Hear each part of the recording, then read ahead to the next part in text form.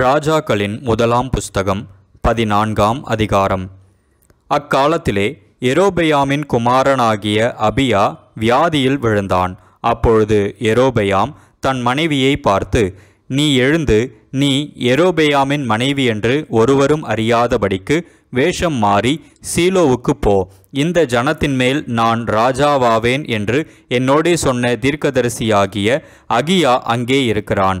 நீ உன் கையிலே 10 அப்பங்களையும் பணியாரங்களையும் 1 கலசம் தேனையும் எடுத்துக்கொண்டு அவனிடத்துக்கு போ.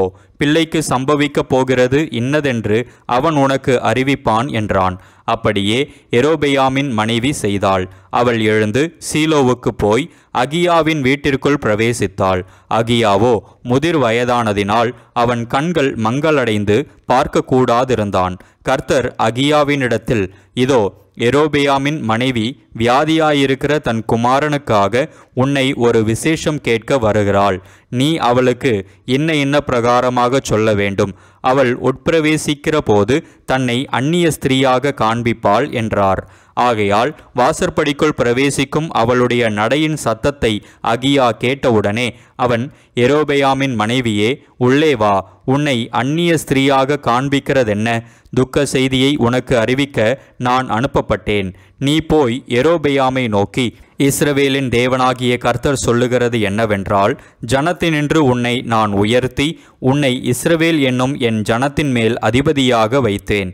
நான் ராஜ்யபாரத்தை தாவீது வம்சத்தாரின் கையிலிருந்து பிடுங்கி உனக்கு கொடுத்தேன்.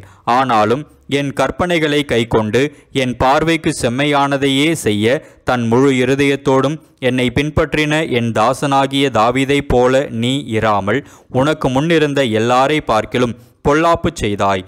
எனக்கு கோபம் உண்டாக்க நீ போய் உனக்கு அந்நிய தேவர்களையும் வார்க்கப்பட்ட விக்கிரகங்களையும் உண்டு பண்ணி உனக்கு புறம்பே என்னை தள்ளிவிட்டாய். ஆகையால் இதோ நான் யெரொபெயாமுடைய வீட்டின் மேல் பொல்லாப்பை வரப்பண்ணி யெரொபெயாமுக்கு சுவர் மேல் நீர்விடும் ஒரு நாய் முதலாயிராதபடிக்கு இஸ்ரவேலிலே அடைப்பட்டவனையும் விடுபட்டவனையும் சங்காரம் பண்ணி குப்பை கழித்து போடப்படுகிறது போல யெரொபெயாமின் பின்னடியாரை அவர்கள் கட்டோடே அற்றுப்போகும் மட்டும் கழித்து போடுவேன் என்றார். யெரொபெயாமின் சந்ததியாரில் பட்டணத்திலே சாகிறவனை நாய்கள் தின்னும், வெளியிலே சாகிறவனை ஆகாயத்தின் பறவைகள் தின்னும். கர்த்தர் இதை உரைத்தார். ஆகையால் நீ எழுந்து உன் வீட்டுக்கு போ. உன் கால்கள் பட்டணத்திற்குள் பிரவேசிக்கையில் பிள்ளையாண்டான் செத்து போவான். அவனுக்காக இஸ்ரவேலர் எல்லாரும் துக்கம் கொண்டாடி அவனை அடக்கம் பண்ணுவார்கள். யெரொபெயாமின் வீட்டாரில் இஸ்ரவேலின் தேவனாகிய கர்த்தருக்கு முன்பாக அவனிடத்திலே நல்ல காரியம் காணப்பட்டதினால் யெரொபெயாமின் சந்ததியில் அவன் ஒருவனே கல்லறைக்குட்படுவான். ஆனாலும் கர்த்தர் தமக்கு இஸ்ரவேலின் மேல் ஒரு ராஜாவை எழும்ப பண்ணுவார். அவன் அந்நாளிலே யெரொபெயாமின் வீட்டாரை சங்கரிப்பான். இப்போதே இது நடந்தேறும். தண்ணீரிலே நாணல் அசைகிறது போல கர்த்தர் இஸ்ரவேலை முறிந்தசைய பண்ணி அவர்கள் பிதாக்களுக்கு தாம் கொடுத்த இந்த நல்ல தேசத்திலிருந்து இஸ்ரவேலை வேரோடே பிடுங்கி அவர்கள் தங்களுக்கு தோப்பு விக்கிரகங்களை வைத்து கர்த்தருக்கு கோபம் உண்டாக்கினபடியினால் அவர்களை நதிக்கப்பாலே சிதறடித்து யெரொபெயாம் செய்ததும் இஸ்ரவேலை செய்ய பண்ணினதுமான பாவத்தின் நிமித்தம் இஸ்ரவேலை ஒப்புக்கொடுத்து விடுவார் என்றான். அப்பொழுது யெரொபெயாமின் மனைவி எழுந்து புறப்பட்டு திர்சாவுக்கு வந்தாள். அவள் வாசற்படியிலே வருகையில் பிள்ளையாண்டான் செத்து போனான். கர்த்தர் தீர்க்கதரிசியாகிய அகியா என்னும் தமது ஊழியக்காரனை கொண்டு சொன்ன வார்த்தையின்படியே அவர்கள் அவனை அடக்கம் பண்ணி இஸ்ரவேலர் எல்லாரும் அவனுக்காக துக்கம் கொண்டாடினார்கள். யெரொபெயாம் யுத்தம் பண்ணினதும் ஆண்டதுமான அவனுடைய மற்ற வர்த்தமானங்கள் இஸ்ரவேல் ராஜாக்களின் நாளாகம புஸ்தகத்தில் எழுதியிருக்கிறது. யெரொபெயாம் ராஜ்யபாரம் பண்ணின காலம் 22 வருஷம். அவன் தன் பிதாக்களோடே நித்திரையடைந்த பின் அவன் குமாரனாகிய நாதாப் அவன் ஸ்தானத்தில் ராஜாவானான்.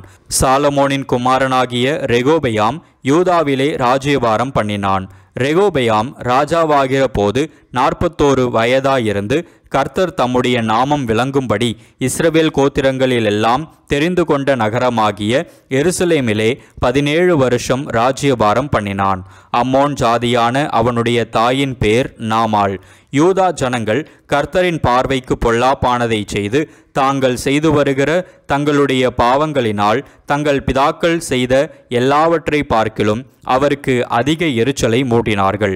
அவர்களும் உயர்ந்த சகல மேட்டின் மேலும் பச்சையான சகல மரத்தின் கீழும் மேடைகளையும் சிலைகளையும் தோப்பு விக்கிரகங்களையும் தங்களுக்கு உண்டாக்கினார்கள். தேசத்திலே லட்சையான புணர்ச்சிக்காரரும் இருந்தார்கள். கர்த்தர் இஸ்ரவேல் புத்திரருக்கு முன்பாக துரத்திவிட்ட ஜாதிகளுடைய அருவருப்புகளின் படியெல்லாம் செய்தார்கள். ரெகோபெயாம் ராஜ்யபாரம் பண்ணும் 5ஆம் வருஷத்திலே எகிப்தின் ராஜாவாகிய சீஷாக் எருசலேமுக்கு விரோதமாய் வந்து கர்த்தருடைய ஆலயத்தின் பொக்கிஷங்களையும் ராஜாவுடைய அரமனையின் பொக்கிஷங்களையும் சாலமோன் செய்வித்த பொன் பரிசைகள் ஆகிய சகலத்தையும் எடுத்துக்கொண்டு போய்விட்டான். அவைகளுக்கு பதிலாக ராஜாவாகிய ரெகோபெயாம் வெண்கல பரிசைகளை செய்வித்து அவைகளை ராஜாவின் வாசற்படியை காக்கிற சேவகருடைய தலைவரின் கையில் ஒப்புவித்தான். ராஜா கர்த்தருடைய ஆலயத்துக்குள் பிரவேசிக்கும் போது அரமனை சேவகர் அவைகளை பிடித்து கொண்டு போய் திரும்ப தங்கள் அறையிலே வைப்பார்கள். ரெகோபெயாமின் மற்ற வர்த்தமானங்களும் அவன் செய்தவை யாவும் யூதாவுடைய ராஜாக்களின் நாளாகம புஸ்தகத்தில் அல்லவோ எழுதியிருக்கிறது. ரெகோபெயாமுக்கும் யெரொபெயாமுக்கும் அவர்கள் இருந்த நாட்களிலெல்லாம் யுத்தம் நடந்து கொண்டிருந்தது. ரெகோபெயாம் தன் பிதாக்களோடே நித்திரையடைந்து தாவீதின் நகரத்தில் தன் பிதாக்கள் அண்டையில் அடக்கம் பண்ணப்பட்டான். அம்மோன் ஜாதியான அவன் தாய்க்கு நாமால் என்று பெயர். அவன் குமாரனாகிய அபியாம் அவன் ஸ்தானத்தில் ராஜாவானான். ராஜாக்களின் முதலாம் புஸ்தகம் 15ஆம் அதிகாரம்.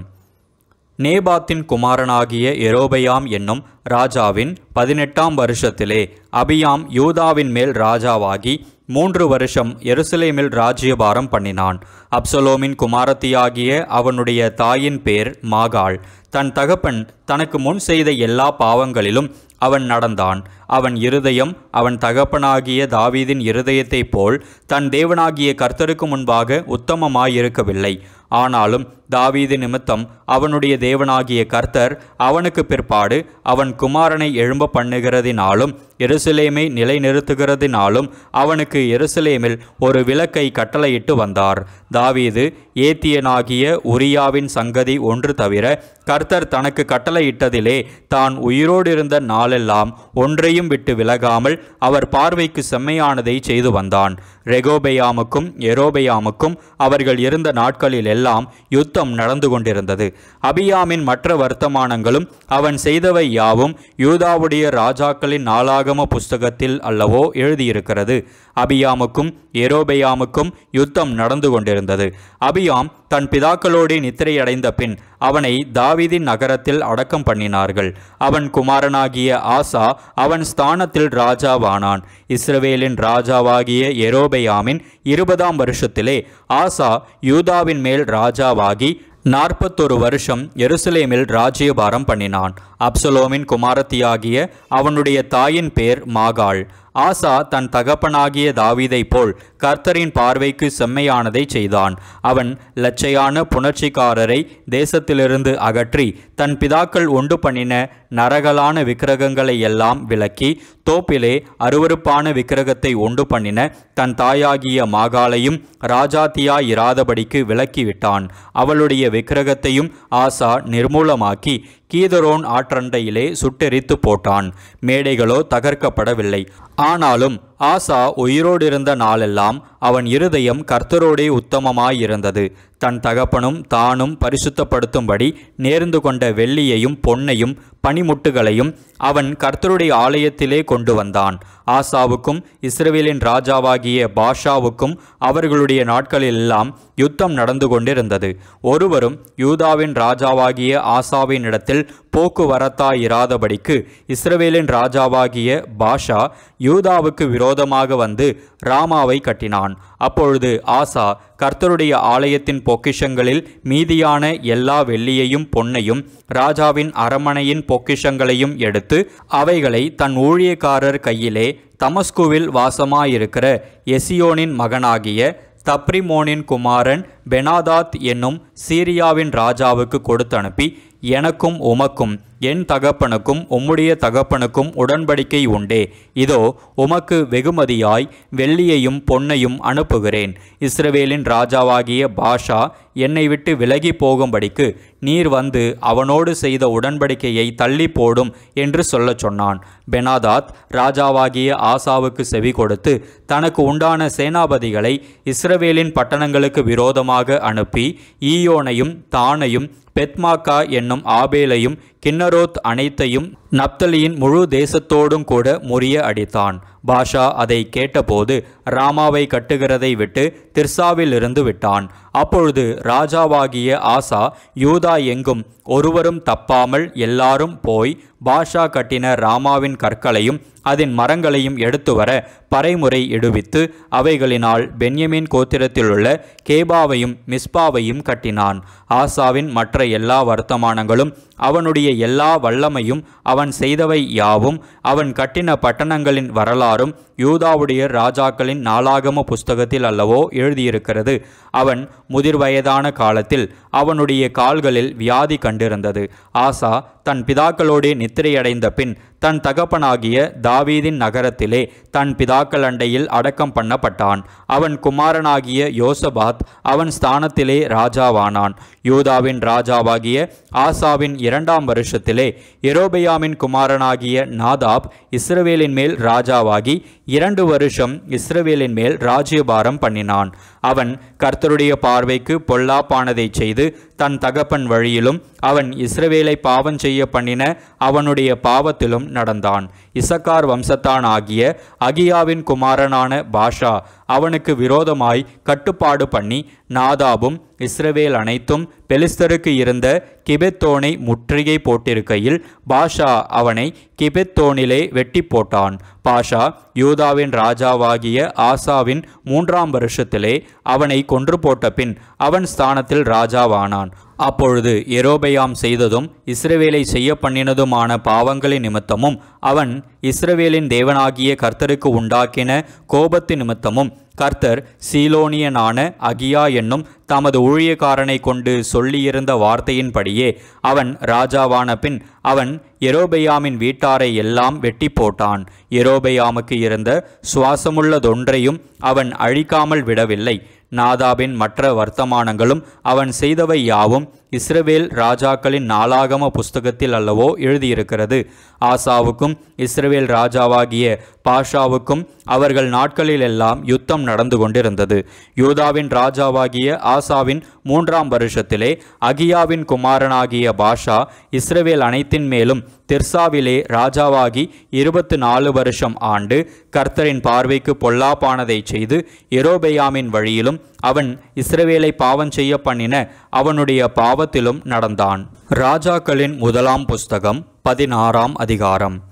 பாஷாவுக்கு விரோதமாக கர்த்தருடைய வார்த்தை ஆனானியின் குமாரனாகிய யெகூவுக்கு உண்டாயிற்று.